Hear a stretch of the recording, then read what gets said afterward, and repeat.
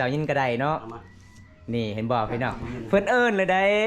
ใจดีหลายเด้พี่น้องเอ้ยมาเอื้อนมาสารเพิ่นถ้าพอได้เป็นพ่อเฒ่าโอ้ยวาสนาบุญแล้วพี่น้องถ้าพอได้เอาลูกสาวเพิ่นเห็นบ่เพิ่นเอิ้นเด้อลูกสาวเอามายินให้แขกมาเอื้อนมาสารเด้อลูกสาวเด้อคันเมาแล้วเจ้าให้ค่อยนอนอยู่ไสเช้าห้อมฮะนอนได้บ่อยู่เฮือนเจ้าบ่ ได้มันสิแสบมันสินัวเลยพี่น้องแสบหลายเด้มาเคยมาสารเป็นนี่ล่ะพี่น้องใครอยากมาจีบสาวลาวมาเด้อพี่น้องนี่คนนี้บอกเลยลูกสาวล่าน่าฮักหลายเอาใหม่แล้วนี่บริยุทธ์เลยพี่น้องเอ้ยเขาเว้าแล้วพี่น้องจอกหนึ่งยังสิเบิงจอกซองไปเลยเด้ขับรถบ่ได้ลูกสาวสีมักผู้บ่าวพังไทยพังลาวให้บ่อยพอให้ได้เนาะคันไทยมีคนมักเนาะเมื่อนี้มีผู้บ่าวพังไทยมาเข้ามั่นลูกสาวเจ้าเด้อได้บ่ได้เป็นยังไงซองครบบ่ครบมันแม่นครบแต่เงินบ่ครบใจบ่ ขอบใจหลายๆขอให้อายุดีมีแฮง ซองเอาหนึ่ง สอง อ้าวเท่าไร สอง ซองบ่ละหนึ่ง ขันทานนับว่าเป็นขอสิเอาคืนได้เงินนี่ได้ สอง สาม เละเลยสี่ห้า ครบบ่ หก ครบเลยเนาะเอาขอขอบใจผู้ใหญ่ใจดีก่อนเนี่ย ขอบใจเด้อ ขอให้อยู่ดีมีแห้ง ขอให้อยู่ดีมีแฮงเด้อ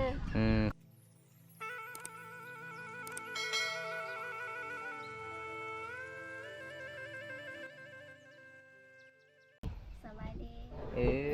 แต่งตัวงามแท้ที่ไปไสมื้อนี้น่ะ บอกไปใส่ อยู่เฮือนบ่พี่น้องอีพ่อไอเมย์ไปไสมื้อนี้ พายุห่าง มาลินบ่ไปลินแล้วพี่น้องกินข้าวกันน้ำเลยบ่น้อง กินแล้ว กินแล้วโอ้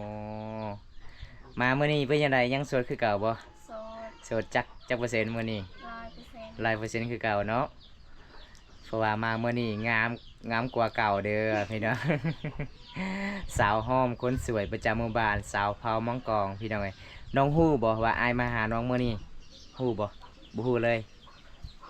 บ่ฮู้บ่ ครูจะบอก ไอบอกว่าในใดเมื่อคืนนี้น่ะ ให้อยู่เฮือน ไออยู่เฮือนน้องฮู้บ่มื้อนี้ว่าอายมาเซอร์ไพรส์หยังน้อง บ่ฮู้ บ่ฮู้เลยพี่น้องเอ้ยน้องบ่ฮู้เลย แต่มาเขตนี่สาวลาวเขตนี่ก็ใจดีหลายๆคนขยันพี่น้องเพราะว่ามาตอนนั้นกับบอมตาก็เห็นน้องก็จุดนี้ล่ะพี่น้องน้องก็สิต้มในมักมีสู่ไอกินมามื้อนี้ก็มาเยี่ยมมายามมื้อนี้ก็มีผู้ใหญ่ใจดีจากพังไทยเด้อที่มาเซอร์ไพรส์ให้น้องมีเน็ตบ่ บ่มี หมดแล้วบ่มีเน็ตโอ้สิเอาบ่เน็ตบ่ เอ้า เอาบ่ บ่แม่นเอาแต่เน็ตบ่มาเอาใจผู้บ่าวพังไทยบ่ เอาใจ เอาใจพี่น้องเอาทั้งเน็ตเอาทั้งใจเนาะ ใจผู้บ่าวพังไทยก็เอาพี่น้องเอ้ยวันนี้มีผู้ใหญ่ใจดีจากพังไทยเด้อที่ฝากเงินนำบ่าวตาให้น้องซื้อสบู่ซื้อปิ้งนัวซื้อเกลือแล้วก็ซื้อเน็ตไปนำเพราะว่าน้องเน็ตเบิดเลยเนาะอันนี้ไม่ได้พอบ่นี่บ่ แม่ โอ้สบายดีบันสวนเด้อมานี่พี่น้องบันสวนเด้อ นี่ได้หากันมามื้อนี้บ่ แม่นฮากามาเดินทางมาไกลยางรถกระแตกเพื่อไปหาลูกสาวไอ้พ่อ มื้อนี้มีผู้บ่าวพังถ่ายขอมันลูกสาวเจ้าได้บ่ ได้เนาะพี่น้องเพิ่นพาได้เอาถ้าได้กระดองลูกสาวเอาเจ้าสิเอาถ้าได้ เพราะว่านี่ยังบ่ทันฮู้ ยังบ่ทันฮู้เนาะแล้วแต่ลูกสาวถึกใจเนาะคันถึกใจก็เว้ากันใหม่เนาะตัวนั้นเนาะเรื่องคาดองพี่น้องเอ้ยมื้อนี้ก็มาเฮือนมาศาลนี่พ่อเพิ่นก็อยู่เฮือนอยู่ศาลได้เพิ่นสาวห้อมก็อยู่เฮือนอยู่ศาลพี่น้องเอ้ยมื้อนี้มีผู้ใหญ่ใจดีจากพังไทยเพิ่นฝากเงินนำบ่าวมนตาพี่น้องเอ้ย500,000กีบให้น้องห้อมตื้มบัตรตื้มเบอร์นี่ล่ะพี่น้องเอ้ยน้องห้อมก็บ่มีเงินจักซื้อบัตรเติมเงินนี่ล่ะพี่น้องนี่ก็คือไอ้พ่อเด้อพี่น้องไอ้พ่ออายุจักปีแล้ว 50 ปีแล้ว แม่น ส่วนสาวหอมนี่จักปีแล้วพ่อ อันนั้นก็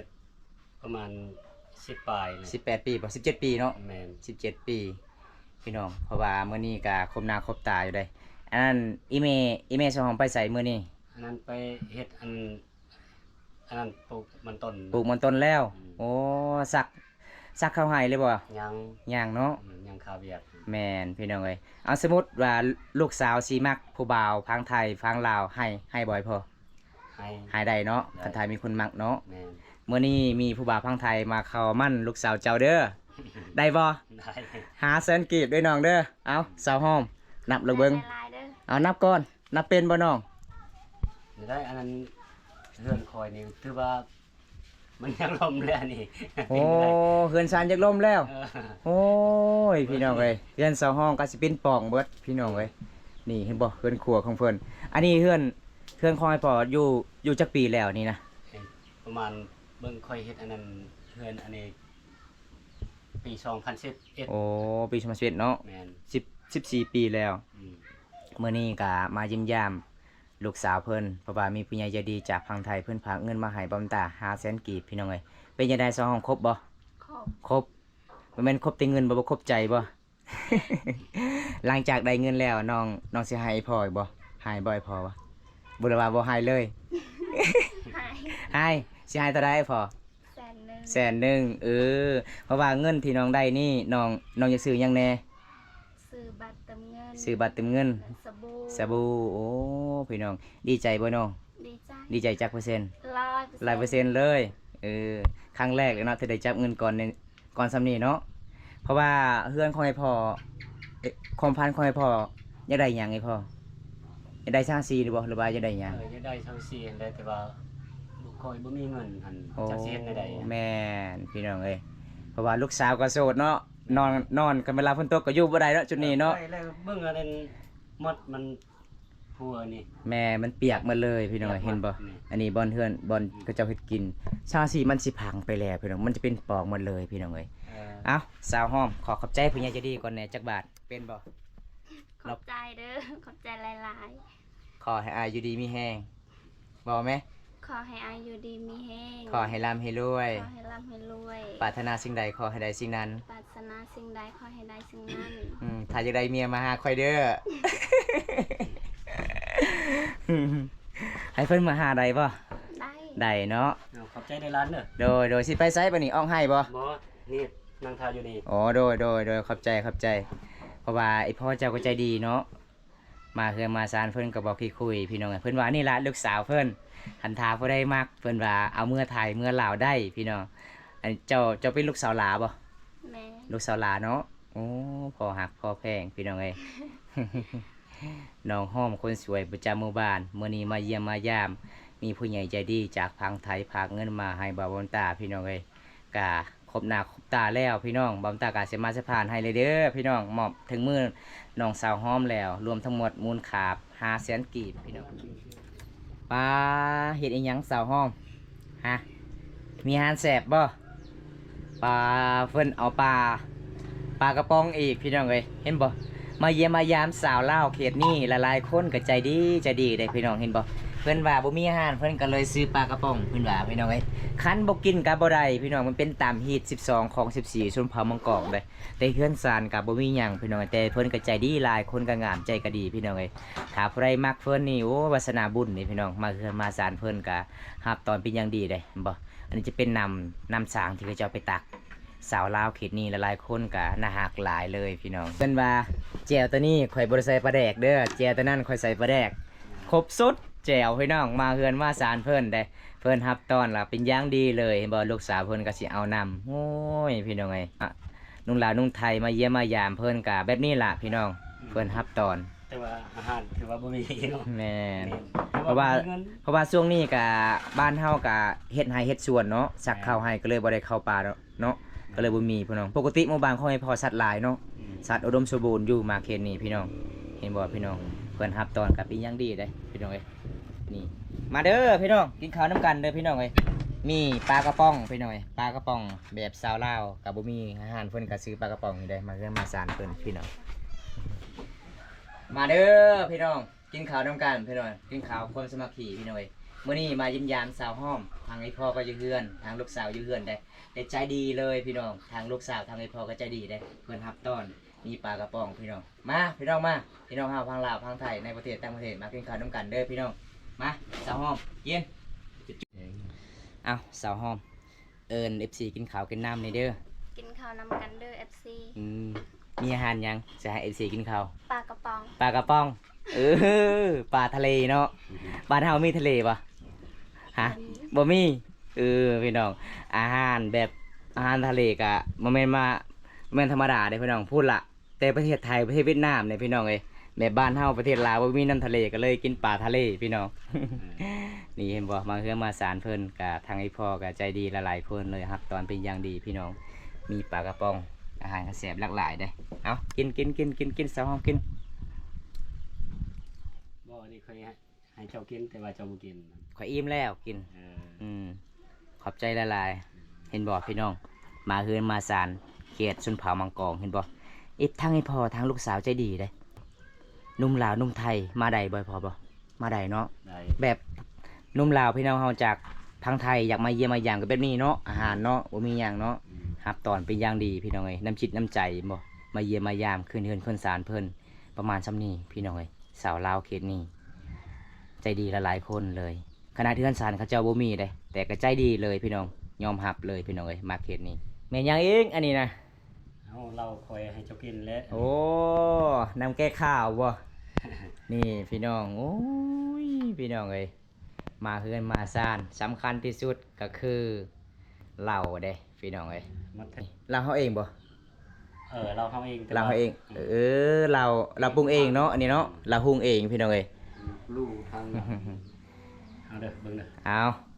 เห็นบ่พี่น้องมาเฮือนมาซ่าน แต่ว่า เขตนี่ เรามีอยู่บ้านแต่ว่าบ่มีเงินซื้อ โอ้ เบื่อนานี่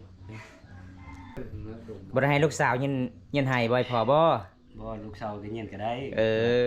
ลูกสาวยินก็ได้เนาะ เอามา นี่เห็นบอกพี่น้องเพิ่นเอิ้นเลยได้ใจดีหลายได้พี่น้องเอ้ยมาเอิ้นมาสารเพิ่นถ้าพอได้เป็น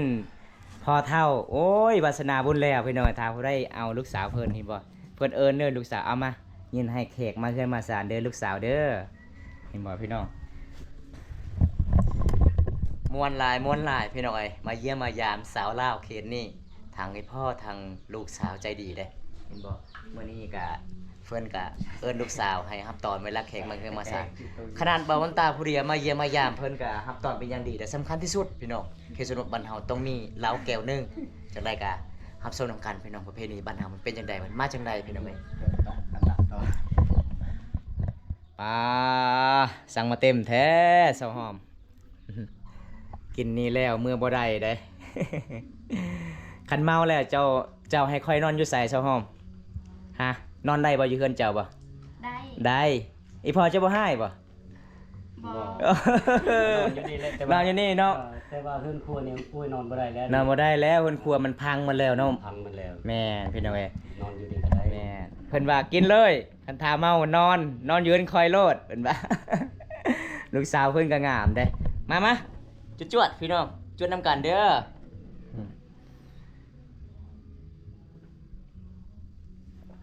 อ้ายโอ้คักลาวเฮาเองเนาะคักเนาะสองหอมเนาะโอ้ย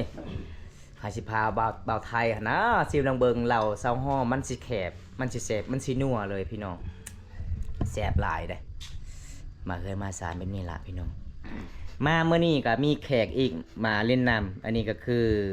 สาวบ้านนายพรานพี่น้อง ชื่อน ายพรานใหญ่ไปมื้อนั้นนายพรานโอ้ยเพิ่นว่าบ่ได้หยังเลยเพิ่นอยาก เฮ็ดเวียก นายพรานสิไปปะบำตาอยู่ภูพี่น้องเอ้ยเกือบบำตาเมื่อบ่ได้ บ่ได้สัตว์ป่าแล้วเพิ่นก็สิเมื่อปะอีก ช่วงนี้มันบ่ได้ไปแล้วนะ ไปไสช่วงนี้นะ ข้าวเวียก ขายเวียกเฮ็ดให้บ่สักข้าวให้โอ้พี่น้องเอ้ยสักข้าวให้หลายก็เลยเพิ่นก็ขายเวียกหลายเด้อนี่พี่น้องมาเยี่ยมมายามเพิ่นก็รับตอนเป็นอย่างดีเลยถ้าผู้ใดอยากมาเที่ยวเขตนี้บอกเลยสุดยอดหลายเลยครับ มาได้ เอาอีกบ่ บ่ ผู้ใดอีกอันนี้นะอีพออีก แม่ จะหน่อยอีพอจะเมาจะหน่อยเจ้าสิอยู่ใดบ่อยู่นี่บ่ บ่เป็นหยัง ว่าเรื่องเมาคอยบ่ตีลูกบ่ตีเมียได้ข่อยเลย โอ้เมาแล้วก็นอนเนาะ เมาได้ก็นอน โอ้เวลากินต้องกิน เวลาม่วนต้องม่วนเนาะ ม่วน เวลาเมาต้องนอนเนาะ เออ โอ้ดีแล้วไอ้พลอยไอ้พ่อคือแบบนี้ก็ดีแล้วพี่น้องเอ้ยเห็นบ่แต่บอลตาถามเขาดองลูกสาวเพิ่นว่าข่อยยังบ่ฮู้คือกัน โอ้โหแล้ว เพราะว่าเมียบ่ได้อยู่เฮือนเนาะ แม่ ยังว่าบ่ได้ ลูกสาวเพิ่น อันนั้นลูกอันนั้นคอย3คนช่องคนไปรับจ้าง ผู้ชายมันบ่ ผู้ชายมัด ผู้หญิงมีแต่สาวหอมบ่ ลูกสาวล่า แม่น โอ้เอาไอ้พ่อสมมุติว่าสาวหอมสิเอาผัวแล้วนี่ผู้ใดเอกสิซอยเจ้าไปตักน้ำ อันนั้นแต่ว่าก็เฮาตักเองหั้นแหล้ว ได้บ่พ่อ ได้ เพราะว่าลูกสาวก็เอาผัวเฮาก็ต้องไปตักเองเนาะ อืม ปกติก็สาวหอมตัวละบ่ไปตักน้ำ เออ โอ้ตอนเช้าตอนแรงก็สาวหอมเบิด แม่น นึ่งข้าวก็สาวหอม อืม โอ้แสดงว่าลูกสาวของไอ้พ่อดุหลายขยันหลายเลยพี่น้องเอ้ย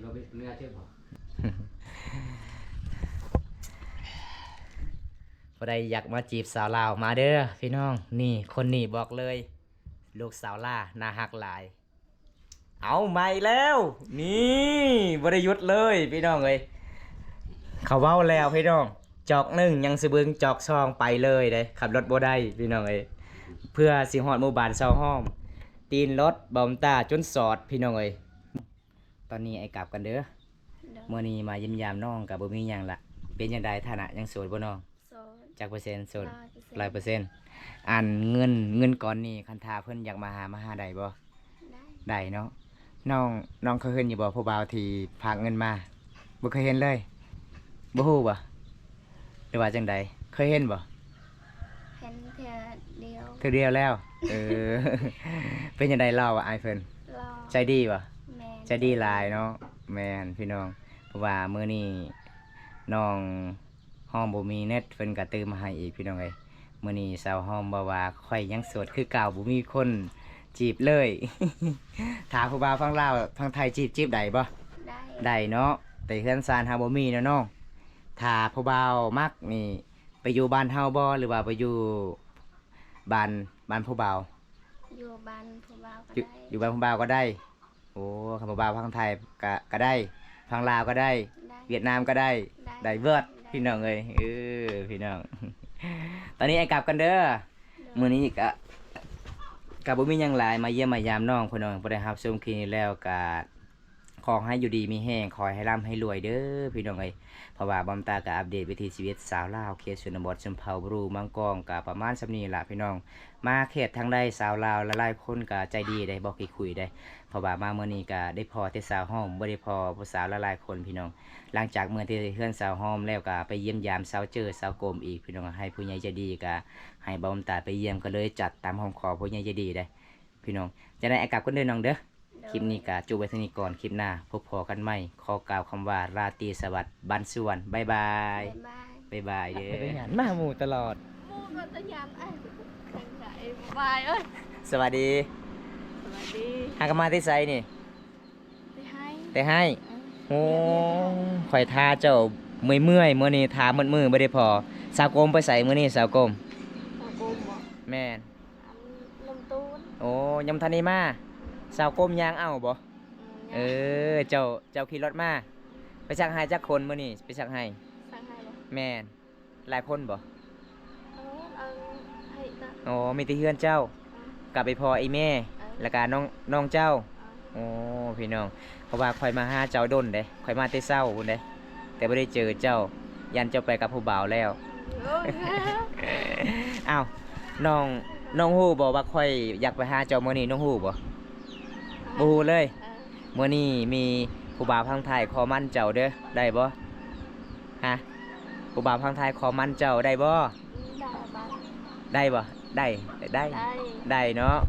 นี่พี่น้องเพราะว่ามื้อนี้ก็บ่ได้พอสาวก้มบอมตาก็เมื่อก็ยันขำเด้อน้องเด้อ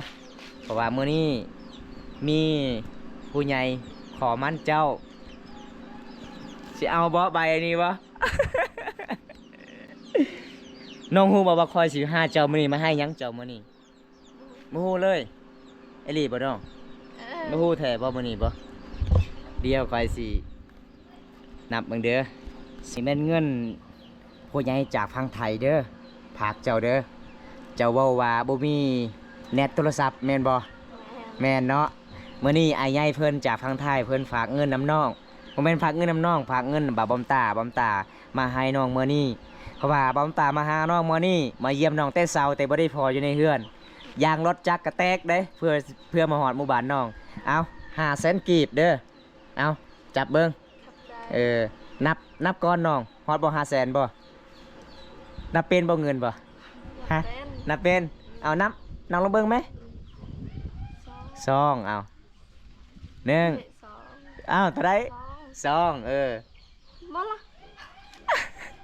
หนึ่ง คันทานนับบ่เป็นข่อยสิเอาคืนได้เงินนี่เด้ สอง 2 3 เด็กเลยสี่ห้า ครบบ่ หก ครบเลยเนาะเพราะว่าเงินอันนี้เป็นเงินที่ FC มั่นเจ้าเด้อได้บ่ ได้ ได้เนาะแม่นบ่ว่าได้ แม่ เพราะว่า FC ก็เป็นห่วงเจ้าเด้เนาะบ่แม่น FC ขอมัน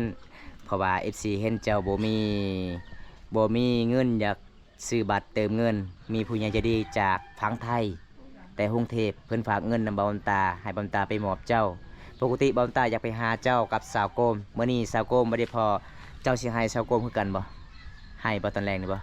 เจ้าสิว่าแนวใดเจ้าสิบอกสาวโกมนี่เด้อสาวโกมเงินที่ผู้บ่าวพังไทยมันค่อยแล้วแม่นบ่ในนั้นเจ้าสิบอกว่า แบบนั้น เออพี่น้องดีใจบ่น้อง ดีใจ ดีใจจักเปอร์เซ็นต์ ร้อย หลายเปอร์เซ็นต์ ร้อย หลายเปอร์เซ็นต์เลยเอ้าขอขอบใจผู้ใหญ่ใจดีก่อนแน่ ขอบใจเด้อ ขอให้อยู่ดีมีแห้ง ขอให้อยู่ดีมีแหงเด้อ ขอให้ร่ำให้รวย ขอให้ร่ำให้รวย ถ้าอยากได้เมียมาหาคอยโลด ใครอยากได้เมียมาหาคอยหลอก ดีเป็นยังไงมาเมื่อนี้ยังโสดคือเก่าบ่ ยังโสด โสดจักเปอร์เซ็นต์มื่อนี้ ร้อย 100คือเก่าคิดว่า150บ่แม่นบ่ 100% ยัง100%คือเก่าพี่น้องมื่อนี้มาเยี่ยมมายามเพิ่นกับบ่ได้พอน้องเจอพี่น้องมีแต่บ่แม่นน้องเจอบ่ได้พอน้องโกมพอแต่น้องเจอพี่น้องเอ้ยเพิ่นหากันมาที่สักให้บ่จักมือแล้วน้องสักให้ สามมื้อ 3มื้อนี้แล้ว ยังบ่ทันได้แล้วบ่น้อง แล้ว เนี่ยแล้วมื้อนี้เลย โอ้ค่อยๆฮู้ว่าเจ้าสิแล้วมื้อนี้มื้ออื่นแล้วค่อยสิมา จังได๋ก็บอมตาก็สิปิดไว้ส่ำนี้ก่อนเด้อน้องบอมตาก็สิมื้อเหือนมื้อสารมันสิค่ำแล้ว ตอนนี้ 6:00 นแล้ว เพื่อสิฮอดบ้านบอมตา 8:00 นพุ่นเด้เดินทางมาใกล้พี่น้องเอ้ยจังได๋บอมตาก็สิปิดไว้ส่ำนี้ก่อนพี่น้องคลิปนี้ก็ขอจบไว้เท่านี้ก่อนคลิปหน้าพบพอกันใหม่ขอกล่าวคำว่าสบายดีบ๊ายบายพี่น้องจังได๋ก็บอมตาก็สิมื้อล่ะพี่น้องเอ้ยมาเยี่ยมมายามเพิ่นก็เพิ่นหาก็มาแต่ให้ก็เลยมันค่ำๆหน่อยนึงบอมตาก็สิมื้อบ้านแน่พี่น้องเอ้ยยามมันค่ำตารถก็บ่ได้หุงพี่น้องตาขาดไปแล้วมามื้อนี้ขี้สวยอีหลีพี่น้องเอ้ยมาเยี่ยมมายามน้องเจอน้องลวดน้องอาเทิงก็รถยางรถก็แตกเลยพี่น้องเพื่อสิฮอดหมู่บ้านนี้บอมตาถือหนักมื้อนี้พี่น้องถือข้าวถือเกลือถือปิ้งนัวถือสบู่โอ้ยพี่น้องเอ้ยซื้อให้สาวเทิงนี่ผู้ใหญ่ใจดีจากประเทศอเมริกาสะพานบุญให้ก็เลยเมืองมินตาก็มาสะพานบุญแทนได้วันนี้บอมตาก็สิมามอบเงินทางผู้ใหญ่ใจดีประเทศไทยพี่น้องเอ้ยฝากเงินนำบอมตาให้สาวเจ้าเจอให้พ่อสาวเจอซื้อบัตรซื้อเบอร์ล่ะพี่น้องน้องก็บ่มีเน็ตขาดเน็ตแล้วพี่น้องเอ้ยจะได้บอมตาก็สิปิดไปสำนี้ก่อนพี่น้องบ่ได้รับชมคลิปนี้แล้วก็ฝากกดไลค์กดแชร์กดติดตามให้เด้อพี่น้องฝากเป็นกำลังใจให้บอมตาคลิปตอนต่อไปพี่น้องเอ้ยคลิปนี้จบเวียดที่นี่ก่อนพี่น้องคลิปหน้าพบพอกันใหม่ขอกล่าวคำว่าสบายดีพี่น้องบ๊ายบาย